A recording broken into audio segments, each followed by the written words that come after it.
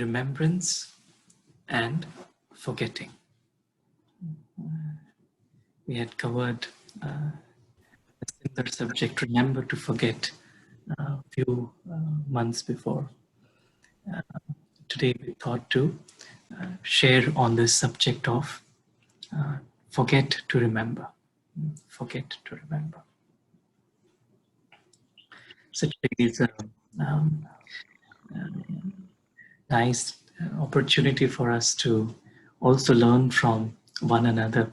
We'll have some sharing, some slides, and then we have also a few invited guests who will share their personal experiences of using the power of meditation and remembrance and forgetting in their practical life. So we'll also get to hear from them, listen to them as well.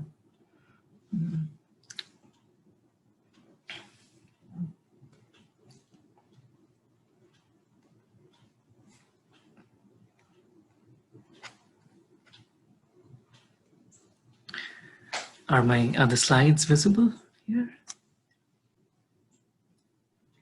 Yes, thank you.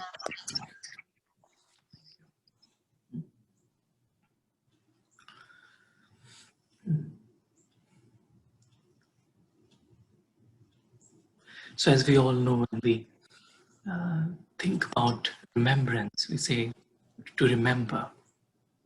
Here we are referring to remembering the invisible, remembering the eternal. We all know that meditation is a journey of remembrance. But it's very easy to remember something or someone who has a physical form, who has a name, a form, identity, physical role. But to remember something that is invisible, something that is eternal. So we say meditation is remembering the soul, the spiritual being who we are, remembering the divine, remembering that we're all here as actors playing our eternal roles. Remembering that everything in life has a reason. Remembering the goodness in everyone. So generally what happens is because the surroundings around us are not very conducive to this kind of remembrance, we often feel that there is a struggle or a battle inside the mind to make this remembrance very easy and natural. Like this morning's message was also all around this, that the state where the soul naturally remembers the divine, the supreme, and naturally feels that all the sanskars, the impressions of the soul are active and all the powers are active. So in order to remember that, what do we need to do? What do we need to do in order to remember? And so the answer here we'll be looking into today is to forget. So to forget in order to remember. So forget to remember. So we all have these two powers of forgetting and remembering.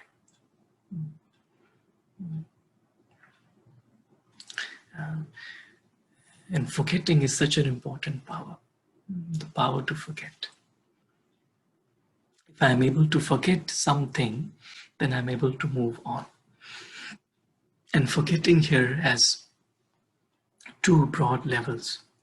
One is definitely forgetting the hurt or something deep down within which kind of sits inside the soul, to forget that past, but also to keep on forgetting every scene, the emotions attached to every scene of life. So during the day, we do so many things, we come across with so many people,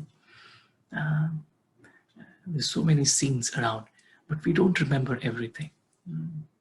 We remember only a few scenes, and we remember the scenes where there is an emotional involvement. And so to forget means to forget that emotional involvement or that emotional attachment that doesn't allow me to remember the invisible. So it could be very simple, like today something happened and I felt, hurt, for example. And then when I sit for meditation, I'm reliving that moment again. So how do I forget that emotion in that scene? So that scene is there, but I disengage the emotion from it so that it no longer bothers me. So forgetting, so both the levels, so forgetting deeply, on a deeper level, which will say forgetting the old self or forgetting the old sanskars of body consciousness, which are deep rooted within the being. But then also to forget these emotional traps or emotional weight that the soul carries. So we'll look into these aspects of forgetting and remembering. So first, let's look at, we call it the scientific perspective. There have been a lot of work done in the field of, we say, neuroscience and brain and everything, where researchers describe actually how the brain stores the memories and what happens exactly. So let's look into some of those aspects.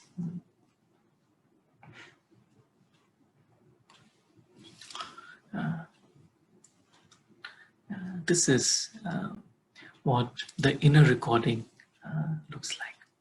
So whatever is happening around me is like a movie, right? A scene, one scene after the other scene after the other scene. Now, whatever happened, let's say 5 minutes back, when we, started the Zoom, all of that is now no more, right? That is past, that has gone away. But where does it exist? Where does the past exist? Whatever, every second that is going by, where does it exist? So there's no physical place as such where it exists. But what has happened is, I, the being, I have recorded it within myself. So every scene that is happening around me, inner recording on, an inner recorder on, that is recording those scenes. And based on the way I record, it's like that recording can be of a scene which is where I'm emotionally engaged. That shapes, that feeling that shapes my reality. So the reality is not out there, but is based on how I record the external world inside my mind. And that recording depends on my state of mind. If I'm in a state of anger or if I'm in a state of unrest, then that recording will naturally be of worry, anxiety, fear, all these things. Emotions will be attached to it. But if I'm in a state of constant, just bliss or a constant stage, then no matter what the external scene is, the inner recording will be of stability or peace, we say. So the inner recording depends on the state of my mind. And so my reality is then stored as my memories. My memory.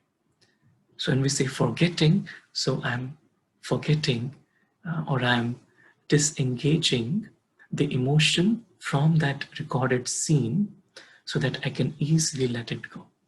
I can easily let it go. So in brain science, a lot of researchers have found evidence that neural systems actively remove memories, which suggests that forgetting may be the default mode of the brain. So brain keeps on forgetting. So from the moment, let's say, we were conscious to so many years now, if we were to remember each and every incident, the brain would be so heavy. But the brain keeps on forgetting, editing. So our memories do not just fade away on their own. Our brains are constantly editing our recollections from the very moment those memories form.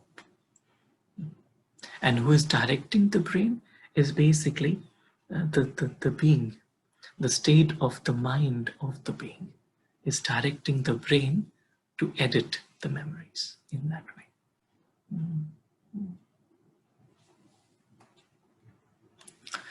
So where do memories live? If we just look at a picture of the brain, the various components here, and one particular component where we look at here, this component here, this is the seat of the soul.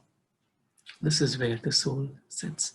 The soul then attaches the emotional weight to memories, which makes them easier or harder to forget. So if the soul has attached a very large emotional weight to a particular scene, then it becomes a very strong memory. And that's why, the memories of some past experiences, some memories are very strong. And so this is the soul adding the emotional weight to a scene. And this right here, very close to that, this is where long-term memories of events and facts are formed. So the soul, the spirit, is directing the brain to work in a certain way to store the memories based on the emotional state of mind. There's another study by BBC, and what they're doing here is they are recording emotion and memory. So a surprise emotion and a memory encoding. It's a detailed study. It's based on advertisement, how ad films are created such that they leave a lasting impression on the minds of people. And so a key emotional moment often triggers memory encoding shortly afterwards. Emotional intensity is followed by a window of opportunity for getting something into memory. And that's why the ads that are created are sometimes based on creating an emotional response. And so whenever there is an emotional spike, a memory gets created. So again, the connection between a memory and emotion. And in order to forget the memory, I need to disengage myself with the emotion. That's the key message here.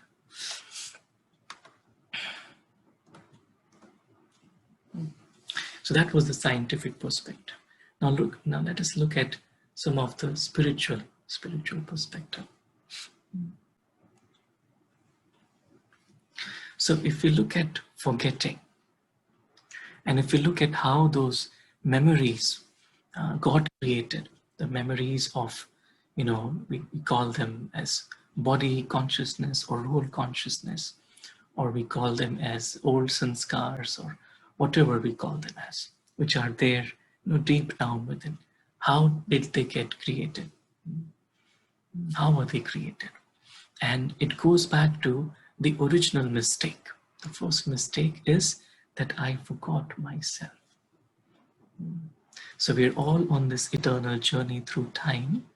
But when I, the being, I forgot myself, I began to associate myself with the identity, the physical identity. At that moment, then it's like when the soul is aware that it's a soul, then the soul is completely detached from the role. So then the soul is just like an actor. So the soul is in the scene, playing the scene, acting in the scene, but also detached from the scene. So there is no emotional weight that the soul adds to the scene. And because the soul doesn't add any emotional weight to the scene, there is no feeling of any kind of anxiety or fear or stress. But then when the soul forgot itself, when we came into body consciousness or role consciousness, that's when all these, we call these sanskars, started to build up, build up. And even when the soul leaves one body, takes another body, these sanskars get carried over. And if I have created an imprint or an impression which has a strong emotion of fear, for example, then that is there somewhere. And forgetting is that I need to then forget it.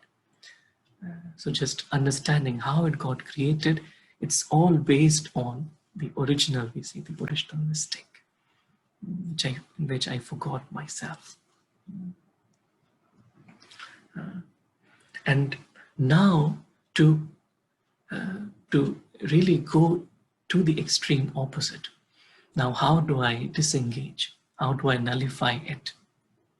And that is what meditation teaches us, is forgetting the temporary identity to remember the divine. So I had forgotten myself, I had forgotten the soul, and now I have to forget the role. So the mistake was that I had forgotten the soul, and the remedy is I have to forget the role. And so when I sit in meditation, let me just take some time to forget the temporary identity. So whatever temporary identity is, everything related to this role, the name, the age, the occupation, the gender, the race, the religion, nationality, opinions, likes, dislikes, ideas, all these are part of the temporary identity. So to have a good meditation experience, let me just disengage from all these temporary identities. And when I disengage, when I forget these temporary identities, with just the realization that this is not who I really am, just different labels. And then I can easily remember the divine.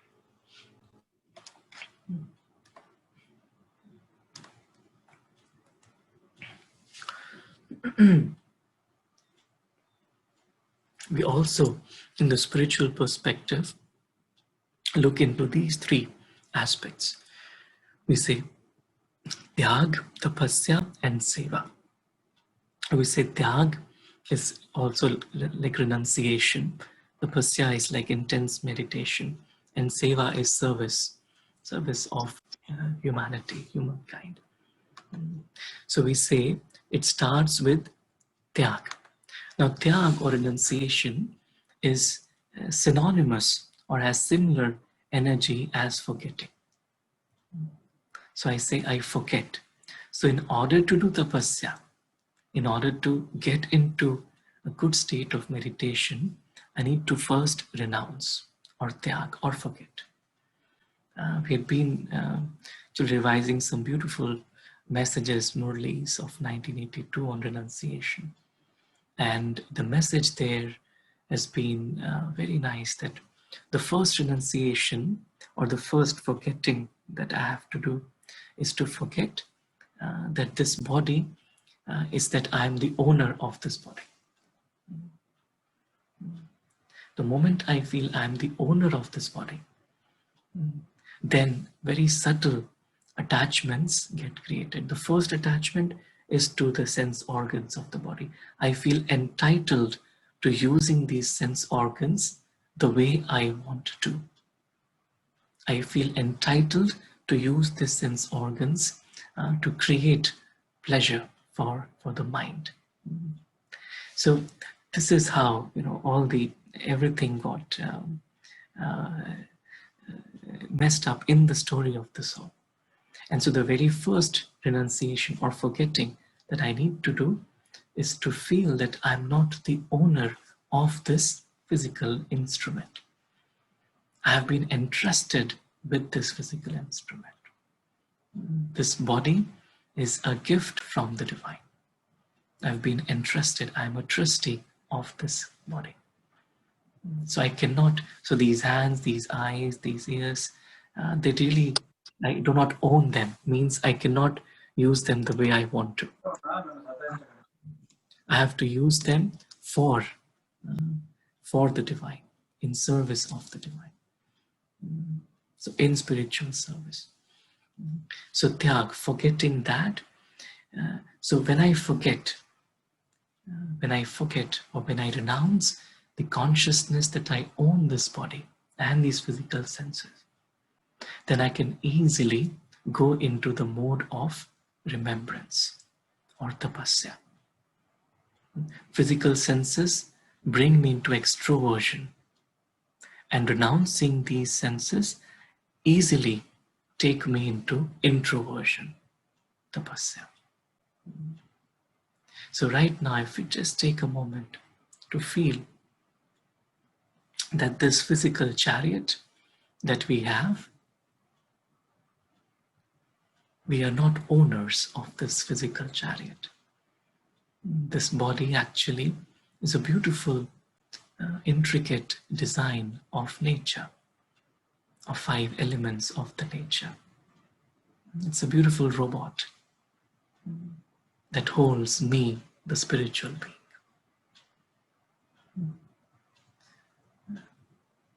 So my role here is just to be a facilitator, is to be a trustee of this physical chariot. This chariot belongs to the divine.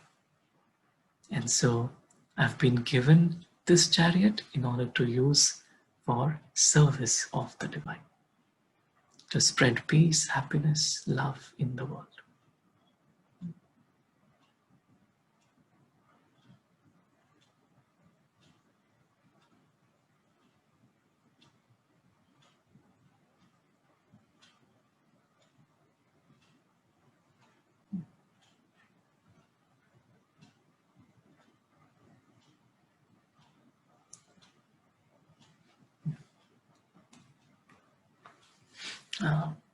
We call this stage as merged in love. When we're really disconnected from the physical senses, from the body, from the old sanskars, then we call it merged in love. For those of you who may not know, this is an image or a picture of Dadi Prakashmani. Dadi Prakashmani really symbolized love, love for everyone she met. And like this morning's message, we talked about love of the first kind, love of the highest kind, is when the soul is completely absorbed in love. The example with which we understood this was of an almond. When an almond is soaked in water overnight, then it's very easy to peel it. So when the soul is soaked in God's love, in the divine love, then it's very easy to remove the outer layers or the coverings. And so merged in love. So the soul completely feeling. So when the soul is out of the trap of the physical senses, and the soul knows that these senses, body, and everything related to the body doesn't belong to the soul. And so who really belongs to the soul then is the divine. Is the divine. And the reality is that there's only one eternal relationship that we all have. That is with the divine. The moment I leave this body, all relationships linked with this body the soul will forget automatically. And then in the next birth, new relationships will be formed. But the only one relationship which is eternal, permanent, lasting, unconditional is the relationship that I, the soul, have with the divine. So when I experience merging in that love, we call it constant spiritual love. When I experience merging in that love, then it just washes over the dirt around the soul. And then there's no effort, there's no labor. Everything feels very easy. Life is a game of just happiness and joy. So in that moment, there is no experience of suffering, pain, nothing, no heaviness, merged in love. You say in the final moment, we say the journey of purification of the soul. This is the final moment. There are two words. The first is free from attachment, which we call in Hindi as Nashto Moha. And the second is embodiment of remembrance, which we call it Smriti Swarup in Hindi. So free from attachment. It's like the soul no longer having attachment to the role, the body, the senses. Free from attachment. Just like a bird, the cage has opened, no longer attached. Nothing has trapped the soul now. Nothing is now caging the soul. Soul is free. So it's like in that state of mind, I live life in a very innocent way, loving way. There's no confusion in mind, and I enjoy each and every scene. Then I'm easily able to stay in the present. There's no emotional burden anymore.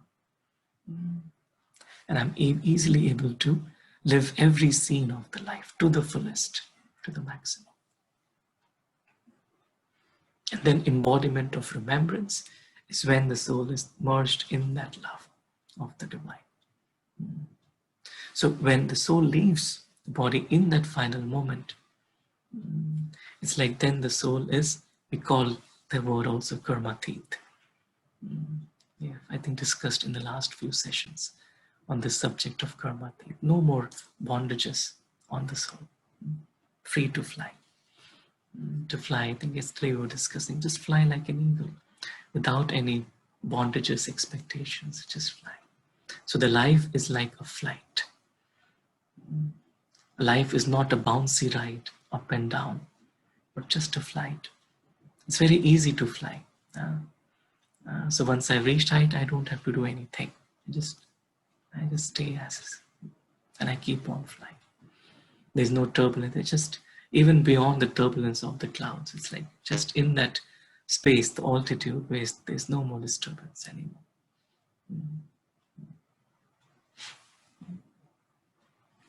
And now we will also discuss a few practices that will help us in experiencing this stage. We'll share a few practices. The very first practice, we call it drama is extra. By drama, we mean the life, the scenes of life. The scenes of life are extra. Now, something that is extra with me, I don't have attachment to something that is extra. If I have 2 cups, and I can easily say, okay, take one from me. I don't need it. Something that is extra, I don't need it. So I'm not attached to it. So if I feel, and it's a very simple thought to hold on to, that this drama is extra. Means I don't need to hold on to it. I don't need to create attachments to it. The moment I feel that everything around, whatever is happening, because the soul doesn't need any of it to exist. The soul is free of it. So the drama is extra. And because it is extra, I have come into this drama, this life to enjoy. To to just play a game of life. So every scene is a game that I'm playing.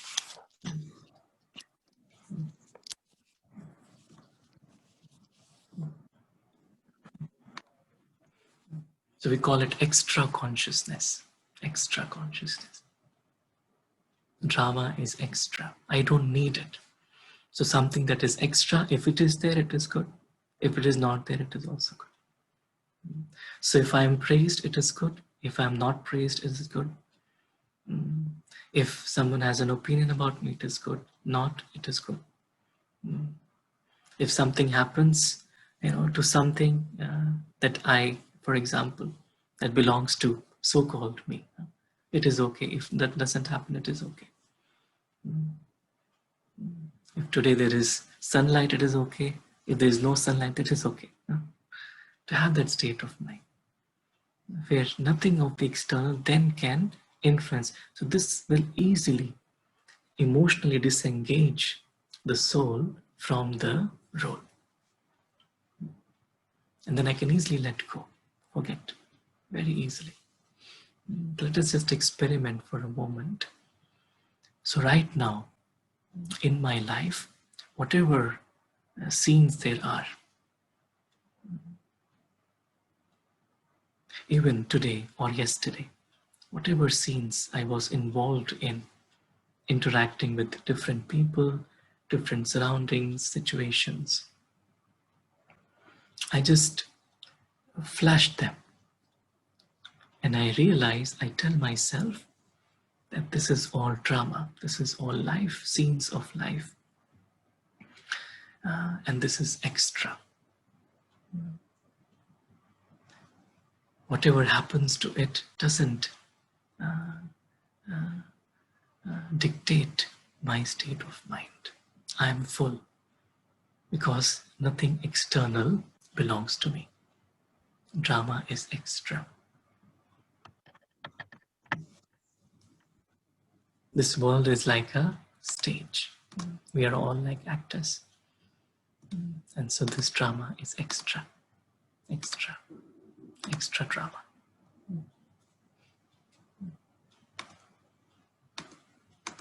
Second practice, we call it stretch the time to infinity. Stretch the time to infinity.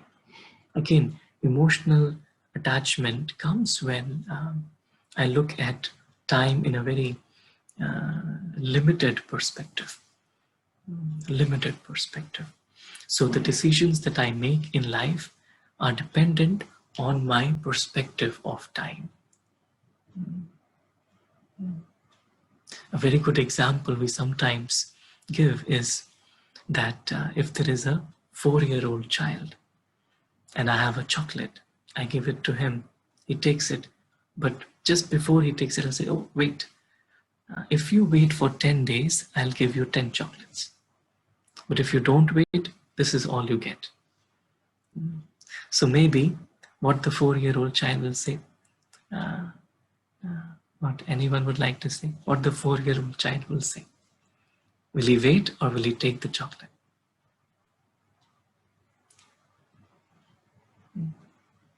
क्या समझते हैं? Will he wait or will he take the chocolate? Take the chocolate. Yeah, that's right. He will take the chocolate. Yes, I'll take it now. I'll take it now. That's right. Same thing if I ask to, let's say, a 12-year-old child. A 12-year-old child, he'll probably wait. A 12-year-old child will probably wait. Why? Because 10 days he's able to visualize, he's able to see 10 days from now. But a 4-year-old child is not able to see that far. The same. So decisions that I make in life are dependent on my perception of time. If I feel, so generally I'll plan for 1 year, 5 years, 10 years, or just will say this lifetime, because I can't see beyond it. But when I look at from the perspective of the soul, the eternal journey of the soul, I can stretch time. So I'll say even this virus episode now. So just looking at it from a limited perspective, what will happen next year, what will happen to the economy, what will happen to the, so many things. But if I look from an eternal perspective, that this has happened in order for a transition, in order for purification of the soul, so that the soul is able to then go beyond, so that we have time for introspection. So there is time to improve myself. There is time to live in the soul consciousness more, so that I can create sanskars to go into the golden age. So suddenly the perspective has shifted. If I look at from the eternal perspective, and then there is no more emotional baggage that I will carry. So stretching the time.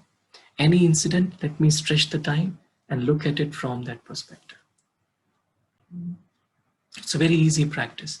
If I feel my mind is going down, I'll say, okay, stop. What is the bigger picture? What is the eternal perspective? And that's why in the messages, in the Murlis, we are told that the beginning, middle, and end of the world cycle. Remember it. That's what.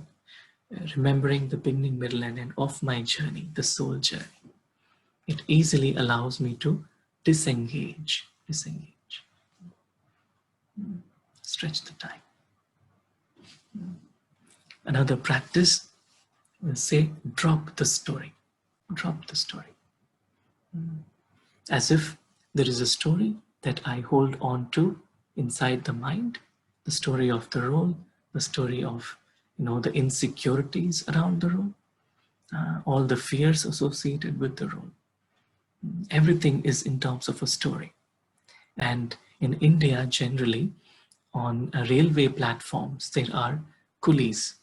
And what coolies do, they carry heavy weight on their heads of passengers.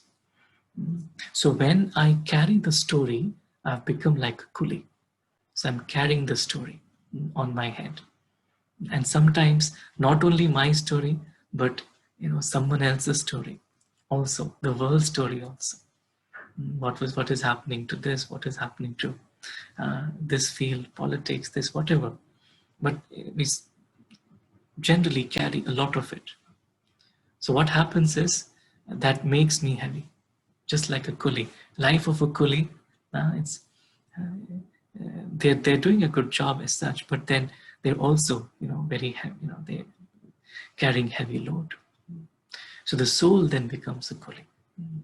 So in this practice, what we do is just say, drop the story. Drop the story. So whenever I feel heavy, I say, let me drop the story. Complete story. Everything linked with the name, the role, the character. I just drop it. And it's not that, it doesn't mean I don't care for it. No, but for 1 minute, let me drop it for 1 minute. So I drop it for 1 minute. So for 1 minute, no thought about the story. Drop it. It doesn't belong to me. It belongs to someone else. Drop it. So suddenly, there's no more emotional engagement of the soul. Drop the story. So first was drama is extra. The second was stretch the time to infinity. The third is drop the story. And the fourth is what we actually studied today in the message. We call it none but one. None but one. And this is a very easy experience. And it's the most profound experience as well. And it's the most overwhelming and enriching experience as well. None but one. So I just feel right now, there's nothing else that belongs to me but the divine. But the divine. It's as if, so if I really look into who do I know and who do I not know, for example. If you were to ask me to remember your friend, I'll say, how can I remember your friend? I don't even know him. So knowing and not knowing. If something is coming in my mind, because I know that particular person, that situation, but 10 years before, for example, I did not know them. 20 years before, I did not know them. Now, before I took this body, I did not know anyone. And after I leave this body, I will not know anyone also. So my knowing is limited to just this one limited lifetime. But there is only one being whom I know and who knows me eternally. And that being is the divine. We call it God, Supreme Soul, Baba, whatever name. But that is the only one. So to get away from this emotional trap, I just say to myself, I have none but one. None but one. There's no one else I know. In this moment, again, in this moment, there's no one else that I know. If any name, any scene comes up, I just say, oh, what is that person? Who is? I don't know that person. I don't know that situation. I don't know that place. No, I don't know it. For this moment, I don't know it. All I know, all I see is that one, the divine. No one else. No one else has a place in the room of my mind. Just the one.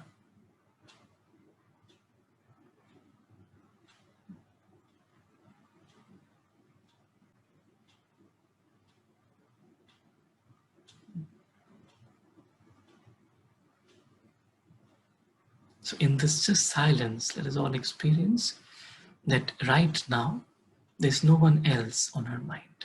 We don't know anybody else. No name, no nothing. No place, no person. Nothing of this world, no country, nothing. I don't know anything. Because all of that is physical. In this moment, I don't know anything. All I know is the one, the Supreme, my eternal friend and companion. That one knows me, I know that one. And we have a loving relationship, bond.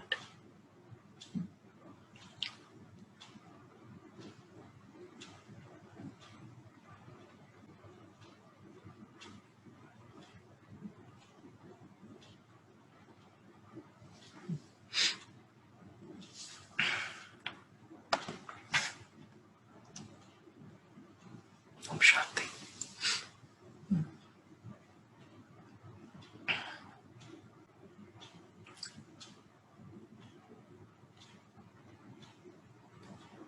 So we've basically gone through forget to remember. I need to forget all that emotional baggage, that trap there. By these practices, drama is extra. I stretch the time to infinity. I drop the story, none but one. It allows me to forget and then remember. I am able to be merged in the love of the one. Remember.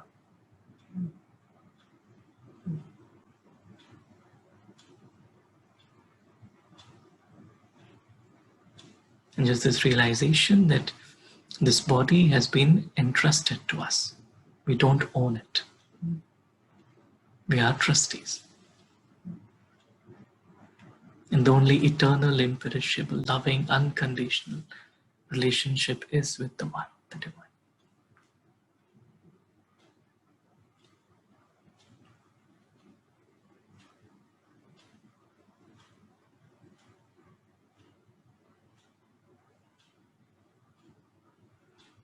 Shanti.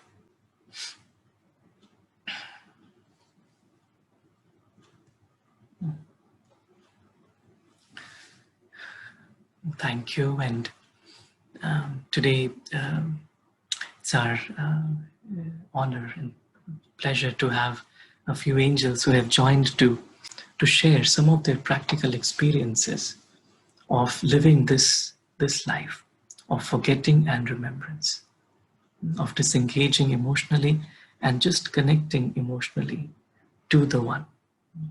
And with that power of remembrance, how our lives, professional and personal lives, are transformed.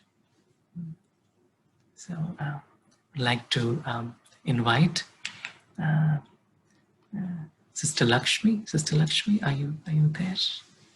Om Shanti.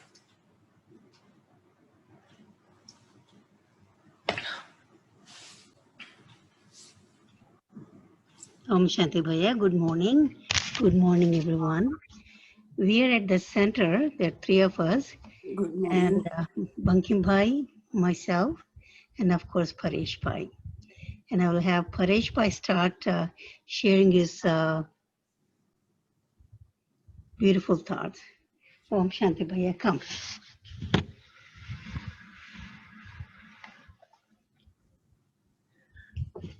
Om Shanti. Thank you, Saurabh Bhai, for beautiful just insight. How to just you discuss four things uh, that we have to keep attitude. These four type of attitude to remember Baba. And when I was listening you, one thought came in my mind that when Brahma Baba was there, Brahma Baba, when just uh, people take leave from Madhuban, at that time they used to say that na mujhe याद रहो न बिसरो. Two things, न याद रहो न बिसरो. So because when we remember, at the same time we have to just play our part also. So that thing I always remember. Yeah. So just to remember, just one. And when we discuss on Thursday, because on Thursday we just our topic is Videhi Avastha, means to forget this body. So how can we forget? So that if we develop full stop, just to put full stop means power of just in English, just to put full stop means to power of break. Yeah, power of break, and then power of bending. Just in 69 Baba's Murli, they use these two words. So if we develop that power to break and power to bend, then just we are able to remember Baba continuously in Sada. In today's also Murli, that is today's Murli on love. And Baba just talk about Sada Snehi, means in Sada Snehi. So how can we become Sada Snehi? So if we, as you said, that if we engage us with service and remember, yad or seva, if we engage into these things, yad means to remember God, and service means Baba's service, Baba's tasks. We are doing Baba's tasks. If we busy in these two things, then we can observe, we are able to observe ourselves in Baba's love. So thank you. Om Shanti. So much, Paresh Bhai. Paresh Bhai is a practicing yogi for more than 40 years. And his face and his behavior just reflects that vibration of peace that emanates from a yogi. So we are so fortunate to have him with us. Thank you, Paresh Bhai.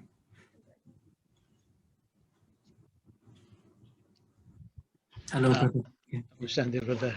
yeah, thank you. Yeah, it was so wonderful. Like when you say, I'm lucky to join, by the way, and amazingly feeling blessed and lucky to have this wonderful family and brother session like this. So I like the point of what you said about that emotion and the memory. It's like also like Baba is teaching, like our sanskar and action is unique for every soul.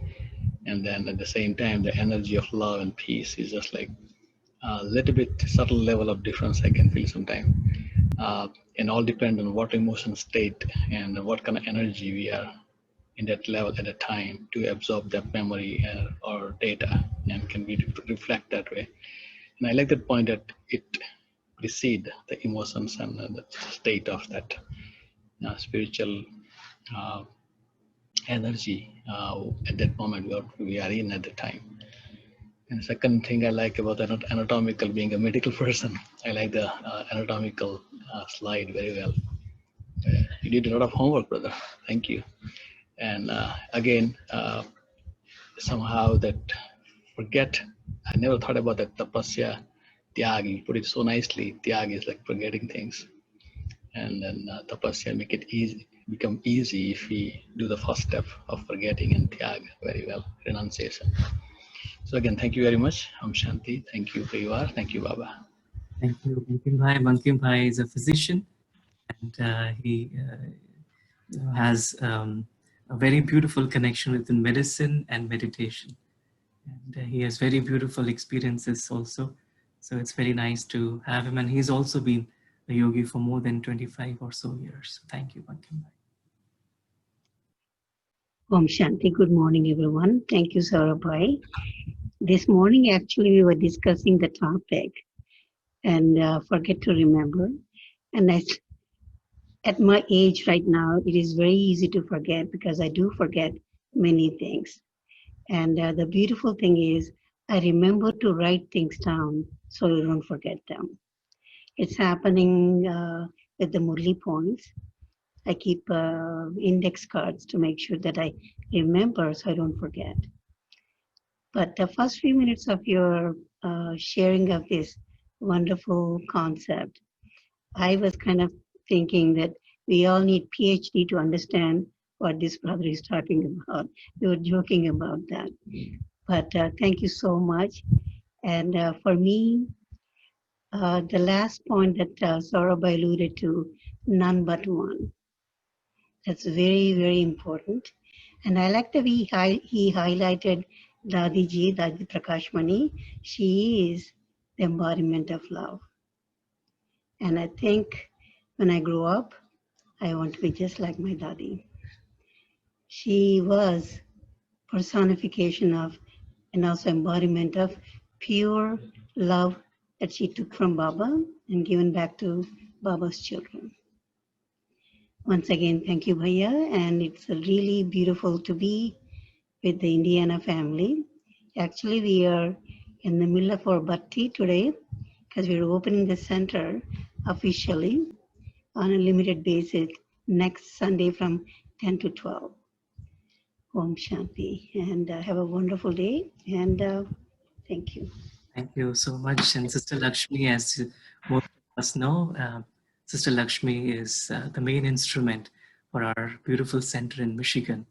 And she's a yogi for more than 35 or so years, and a very humble, very always keeping others in front. Soul who is very close, like she mentioned about Dadi Prakashmani, her face or her behavior, actions also reflect that. So a very motherly figure in all our lives. And very happy that you joined us, took time to join us from our center there. Thank you so much.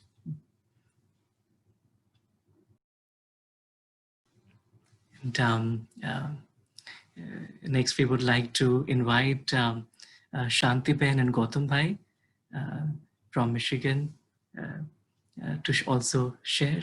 Thank you, Shanti Ben. Om Shanti Saurabhai. Can you hear? Yes, thank you. Okay. Om Shanti. Thank you for inviting for this beautiful gathering. So it was really very deep, brother, the points that you touched, and forget to remembrance, because usually we always say, right, remember, don't forget, but it's the opposite that we are saying, forget to remember. So I would like to share a couple of experiences that I personally had with this. Because I think some of you know, I used to work in Deloitte in Camp Hill around 8 years back. And I was away from the family and the kids, and 3 months I was staying there by myself, of course with Baba, for that job. So my always the attention was when I will come back to Michigan, when I will be with the kids, because kids were small that time, like, now they're 20 and 18, but during that time, around 8 years back, they're quite young and needed a lot of guidance and support. So I was thinking, like, when I'm going to come back. So after the second month, it took a while for me, like, to settle down with the job, to understand what it is, gain some experience. And then I started to apply for the jobs. So when I start to apply for the job so that I can get back to Michigan, so the beginning few times when I started to do my resume or edit this thing and start to apply, so the pull would be coming, so, I have to go back, But rather than remembering what is the next step I need to do to make my resume more beautiful, to, apply for more jobs, I would get stuck with that, with that attachment or kind of a pull from the family. So at one point of time, I just, did a lot of meditation with Baba for a couple of days. And then, just suddenly one fine day, I just said, this is it. I need to forget the role of a mother. I need to forget who I am. I have to remember now, what should I do? Because at this moment, remembrance is what I need to do. So I need to remember that I will apply every day minimum 5 jobs before I sleep. I used to come from work around 8:30, eat dinner, and then 9 o'clock or 10 o'clock, I would sit and start applying. So at that moment for me, remembering was more important, to stay in the present, to remember that right now, my importance or my my focus should be on remembering that if I don't apply properly, if I don't take many number of interviews, then how would I come back? So at that moment, forgetting was the one I had to do, and start to remember, what should I do? So I was just living in the present every day after work, come and then apply for 5 to minimum 5. The maximum could be 7, 8, but minimum I would apply 5, because I would remember only to apply. Of course, in Baba's remembrance, of course, with Baba's, Sakash and everything, but still do the thing that I have to do, the karma, So doing that at that moment, not getting distracted by anything, but just remembering what is the aim that I have. I have to go back to Michigan, to kids. That's the aim. If I remember the aim always, other things were not bothering me that much, because ultimately reaching back to Michigan, reaching back to kids was the priority at that time, around 8 years back. So that has been, after that, there was never looking back, even my spiritual progress, it started with the job at that time, and then it started increasing. So that time I understood that, Baba also says, remember me and forget everything. That does not mean that, I forgot that role of a mother, but temporarily the remembrance was the key point, so that when I remember my aim, it would be easy for me to forget other things and just work and focus on that step of my aim of reaching back, and everything else will fall into place. So that was one experience that I wanted to share, that, remembrance, why Baba talks about again and again. Baba says, forget the body, forget the relationships, and just remember me alone. But we are within the body, we are within the family, with relations. But ultimately, when we remember our aim, and when we work towards our aim, that will settle all other things. You know, that was one takeaway from me for that. And yesterday something happened. If you have 2 more minutes, I'll just wind up with that. Is that's okay? Okay. So usually when Gautam Bhai goes to Costco, he would bring all the things into the home by opening the garage door, you know. So when we open the garage door to enter into the home, there is a door that is with the wind, it's getting shut again and again. So we have to keep the detergent liquid bottle, you know, which is heavy and everything. So just keep it as at the door to stop it from going back and forth, and then, you know, kept it there. So forgetting that who kept it, it was me who kept it. And today morning, or like, you know, when we went there, it stuck, right? The leg suddenly, you hit it. And then immediately I remember, like, you know, who did it? The first thing is like, you know, who did it? Then it is like, oh, it's me who did it, right? So that is okay. And then I immediately remembered, because even today we're talking about the same thing, that if I don't remember to remove it from that place today, if it still stays there, tomorrow there is again another possibility that I will go and hit that. So I have to remember to take it out today in the present, so that the past of yesterday wouldn't hurt me.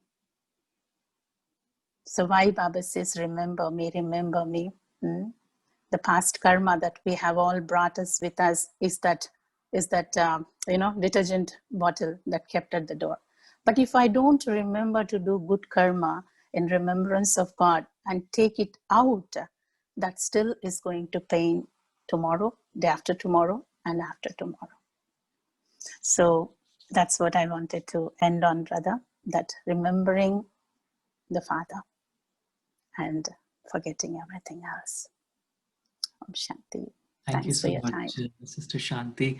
And Sister Shanti, you know, balances her work life, like professional life, personal life. You know, she has kids and, you know, lives in a home with a partner, and also, you know, does a lot of service for our meditation center over there. And a yogi for more than 15 years, and a real inspiration for us how to live a balanced life. So thank you so much, Sister Shanti. Thank you. Thank you, brother. And Very, Gautam Bhai very couldn't. inspiring examples that you shared with us. Thank you. Thank you. Is there? Gautam Bhai is, as I told, he's still in Oh. that office work documentation. So he said sorry, but he's there with us in the subtle form. Convey our regards to him. Sure, brother. Thank you. Thank you, Shanti.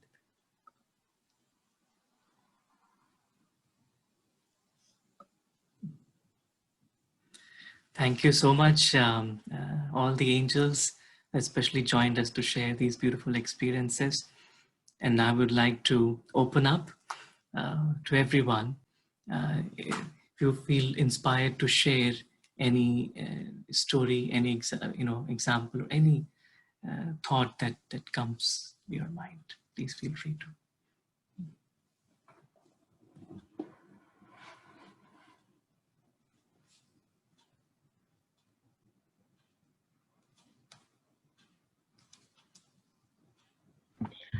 Saurabh.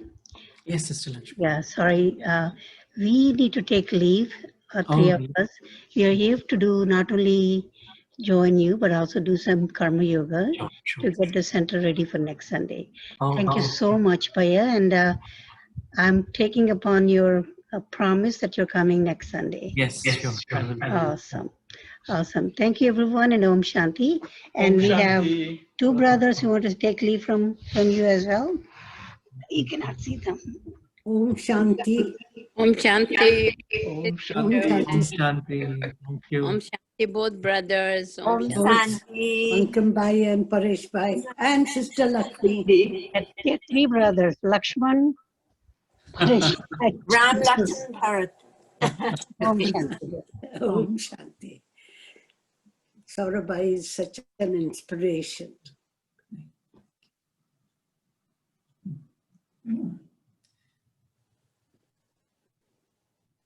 Yeah, feel free to please share. I think Krishna Bhai was sharing. Was that?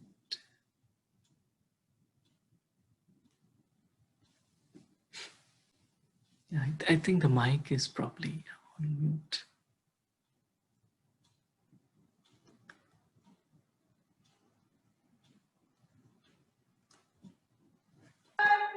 Yeah. Hello. Yes, now we can hear you. This is really a very high level discourse from you. Thank you very much. Firstly, we need to forget our role consciousness and remember to soak our soul in divine love. This is a theme what you have been brought out. And we must release ourselves from role consciousness and remember in the service of humanity, and thus go beyond limited perspective and visualize a longer perspective. Finally, what you finally ended, remember none but one. Really a highlight of the today's talk. Thank you very much. Thank you, Krishna Bhai. I think we have Gautam Bhai here. Welcome to the Gautam. Would you like to unmute yourself? Om Shanti. Shanti Ben, we can't hear him. We can't hear. Okay.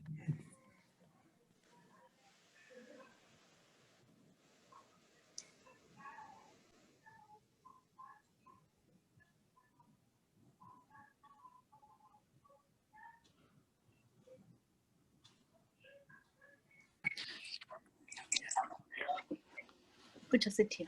No.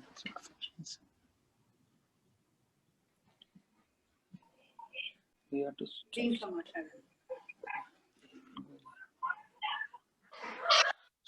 So Gautam Bhai has been a yogi for almost 20 years now, and he's the one of the founding pillars of the meditation center there in Michigan.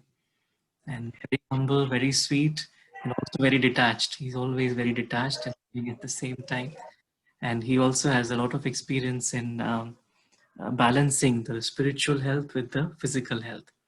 And he does a lot of exercises as well as physical therapies and juice therapies, etc., and combines them to heal both the body and the mind. So Gautam Bhai will be sharing with us. Thank you, Gautam Bhai. Thank you, brother. So I like the topic today is forget to remember.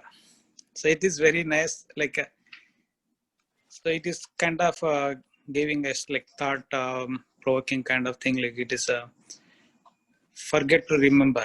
So it is like most of the time when I go to the sleep, then when I wake up, sometimes the dreams comes. So in the dream, I forget of everything. I wonder after getting up, it is just a sleep. In the sleep, we forgot. We got responsibilities, we got roles, we got certain things.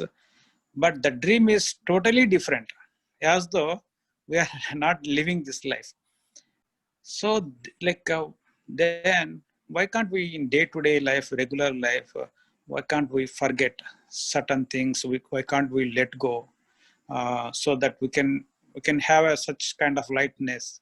Because main thing is the sorrow comes like when we keep forgetting certain things which we don't wanted to have it, or we could not able to forgive ourselves. That self-guilty, and also other people's done this one, that one, like when we erase the past. So that's what Baba asked us to do. One thing is the burn fast past sins, or all the waste, everything. So burn, then earn for future. So when we earn for we need to do proper study and having link with Baba, gain power, strength to move on. So one is burn and then earn it. So when we do that, forget the past and keep remembering Baba and keep remembering all good things and all our deity, divine qualities. So those are it is very, the topic was very nice and I was keep thinking about that, like how to forget to like remembering. So this is a very good topic, Sarabhai. Thank you very much. And also thank you for, yeah, I'll keep, so I do that yoga, like yogasan is a physical yogasan. Last 6 months I was, when I was Corona started, I thought to keep myself, because not going anywhere outside physically, then at home I have to do, increase that yogasan exercise. So I was doing like for 1 hour yoga practice, and also food also need to cut down. If not, like if we're at home, then food is always available. We'll be eating more. Then I start eating only 4 hours in a day, and the rest of the time not to eat anything, so that I can keep my digestion in control, also weight in control, doing exercises, yoga at home. So keeping that was helping me stay fit and stay physically and mentally. Thank you, Sarabhai. Thank you, family. Om Shanti. Thank you, Brother Gautam. Beautiful. Thank you so much for joining us and sharing your inspirations.